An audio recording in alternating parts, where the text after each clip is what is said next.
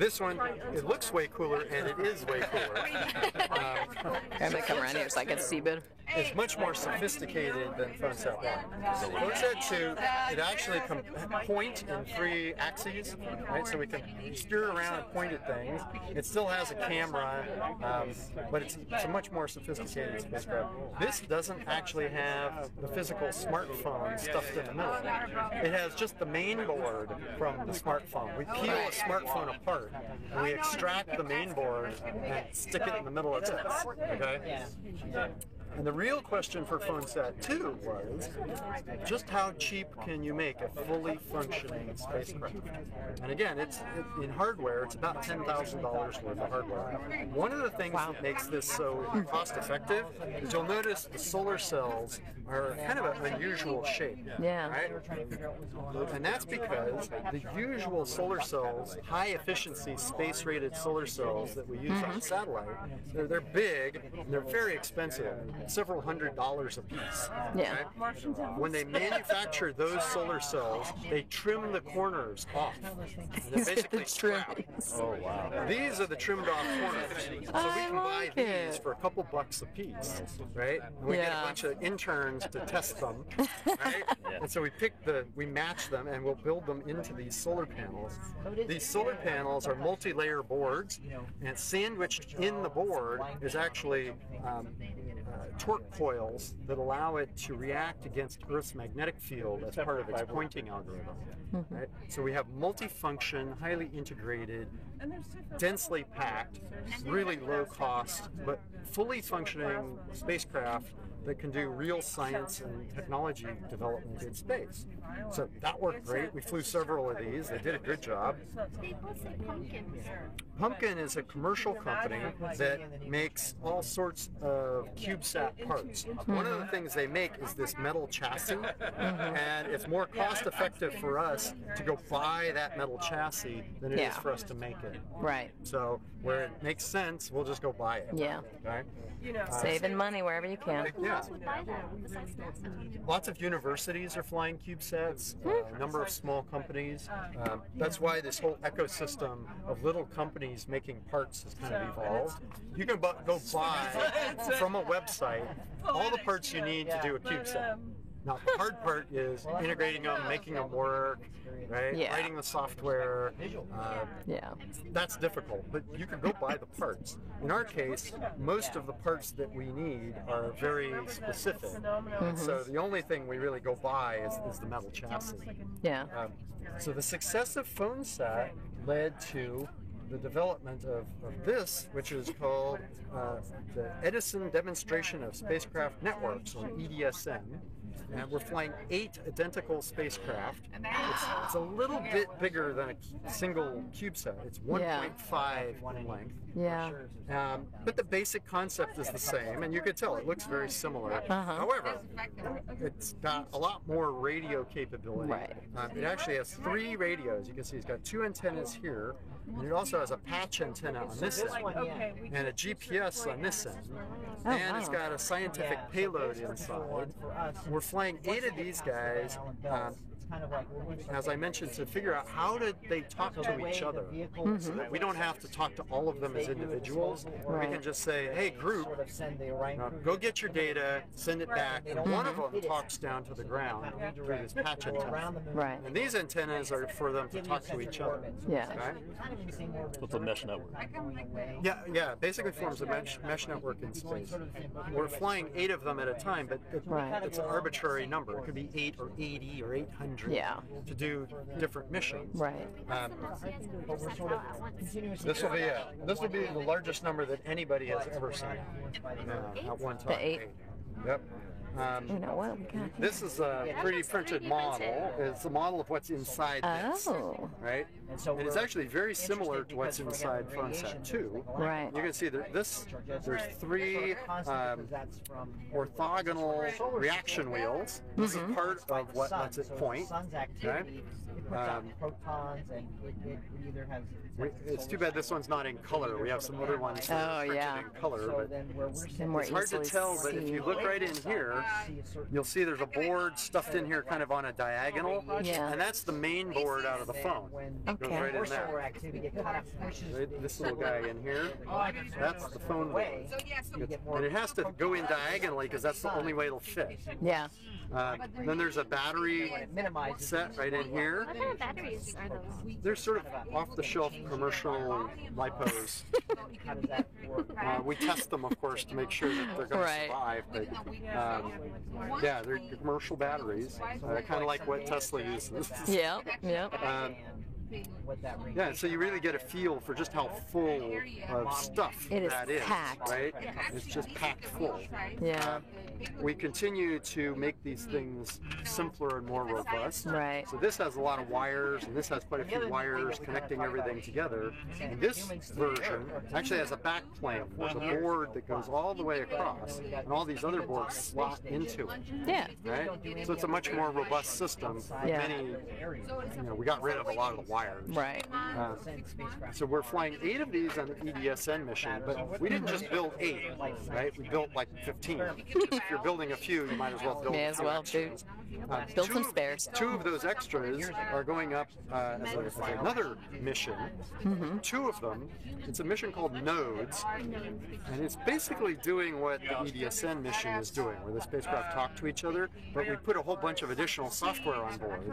So it's really exercising additional autonomy. So they're doing some negotiations between the spacecraft to figure out who gets to be the captain. That's cool. And they're figuring out some other things. And we made some changes to allow it to go off of the International Space Station.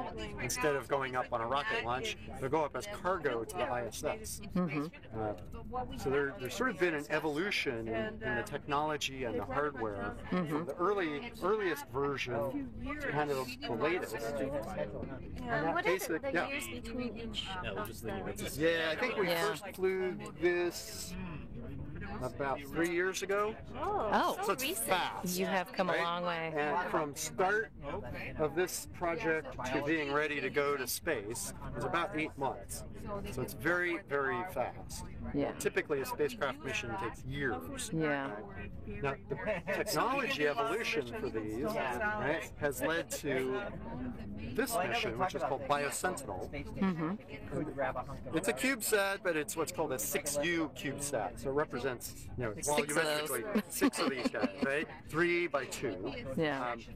The spacecraft portion, what we call the bus, is really this part at the end here. Okay. Right? This spacecraft is going out on NASA's EM-1 launch. It's on the big SLS rocket. It goes out past the moon, right? You probably saw recently the announcement of the CubeQuest challenge for people to design CubeSats of this size. Well, this is an actual NASA mission that's going on that same launch. It's doing a space biology experiment. This whole chunk on the end is the science payload, and it's Okay. flying a payload of yeast cells. Right. See how they We're looking survive. at this basic question of what happens to cellular life in this deep space environment. Hasn't been looked at since Apollo. Right. Right? The last time any cellular life went outside of Earth orbit was Apollo. Yeah. Right? And yes, we've had cellular life up in space for a long duration on the space station, really, but only up to a year. Right. So this will go out and Long go into term. a big orbit out around the sun, and it will spend a good long time, at 18 months. This is Bob's project. And so this basic technology that enables the CubeSats is in turn enabling these really serious science missions, Right. the likes of which otherwise would cost way, way, way more money. Right. So now, scientific investigators who might have had to wait a whole career to fly something in space, right? They have many, many more opportunities. Yeah. And as NASA's budget and the government's budget to do scientific missions is not exactly growing quickly, No. how do we continue to do really world-class science cost-effectively? Well, You get super you creative. get super You creative get and you super find crafty. new ways to do it. Yeah. So this is exciting for us because by developing the spacecraft, we'll be able to fly all sorts of other missions using the same basic spacecraft technology. Yeah. So we're already looking at where else can we go with this, and what else This is can we do with it. awesome. Why is yeast being used? That's a great question. Bob Yeah, can tell us you. about yeast. Let me stand over here so I can see everybody here. Yeah. So this is BioSentinel. This is the fact sheet that we have on that. So it's a radiation biosensor Right.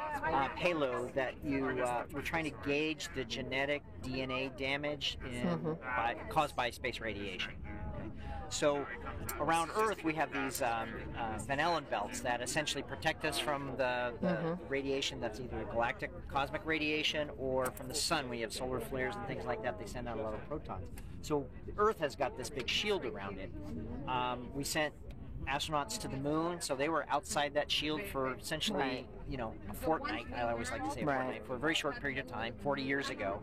And then we've got people on space stations who are still in the Van Allen belts, but that's how and they see a little bit different radiation environment. But then essentially for 40 years we haven't flown any biology outside those areas. Right. But when we go to Mars with astronauts, you've got 9 months there, 9 months to get back, some time on the Earth, so you have almost 2 years where you're outside this protective thing. So what happens to this soup of radiation that you get, and how does it need to do that? So one way of doing this is use yeast as a model organism. Yeast is used in scientific research here. I think it helps develop drugs and things like that, medicines and stuff like that. So it's sort of a well-characterized single cell. It's a eukaryotic cell, so it's got a little tie to the human cells versus like a fungus or something like that. So it's a good model, and there's a lot of data on it.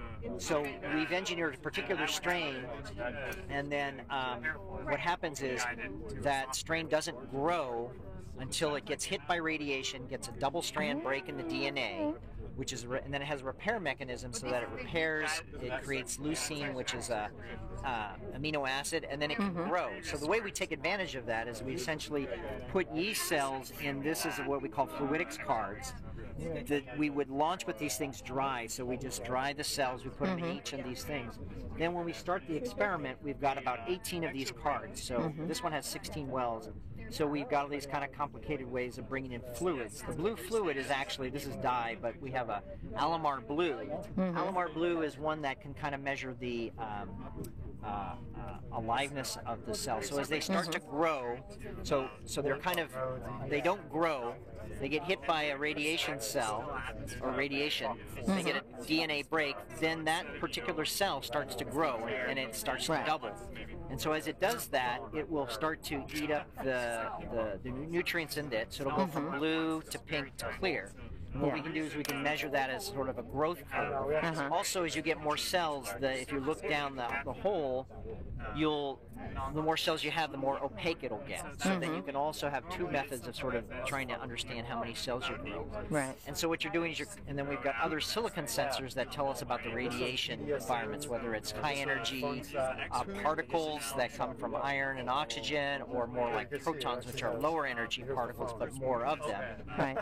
So we can take the radiation data that we see, we can then get a sense of how many DNA hits do we think we get, try to correlate those two things, and then try to be able to sort of use yeast as a model to say, okay, well, yeast are just a little bit cells. Now you take a human, much bigger, many more cells, but you can sort of say, you can scale how many DNA hits do I get here in this type of environment, how many will a human see on their way to Mars over that many months, and then try to get that. Yeah, see how that's so this is kind of the first sense of really trying to use biology as a measure of DNA, which is really what astronauts care about. They don't care so much about how much radiation did I get. Right. Yeah, they care, but what does it mean to me? How many? What's it going to do to my DNA? Right. Am I going to get cancers or those types of things? Or how's it going to affect my health? Yeah, that's So important this to is know. again a way of kind of doing this experiment. We take advantage of the fact that we're going on this EM1 flight, Exploration Mission 1 flight. Right. With the SLS, it's going to send the Orion crew vehicle to the moon without astronauts and do kind of a dry run, going to the moon, fly around for a couple weeks, and then come back. Right. So they have this extra launch mass, and it's all the way, it's going to the moon. So we and about 10 other satellites about this same size, after it goes, they'll get deployed, they're going to do their own little missions. Little hitchhikers. So we'll go into this, past the moon and into this heliocentric orbit. So we're kind of at the same distance from the sun as the Earth. Right. But as the Earth's going around, we'll actually kind of go faster. So we'll kind of go away from the Earth, sort of sweep out this other radiation environment. Right. And then that's where we'll take our data and then send our data back to the Earth for about 12 months, stuff like that. A couple of the other missions, one's at JPL, they're doing lunar flashlight.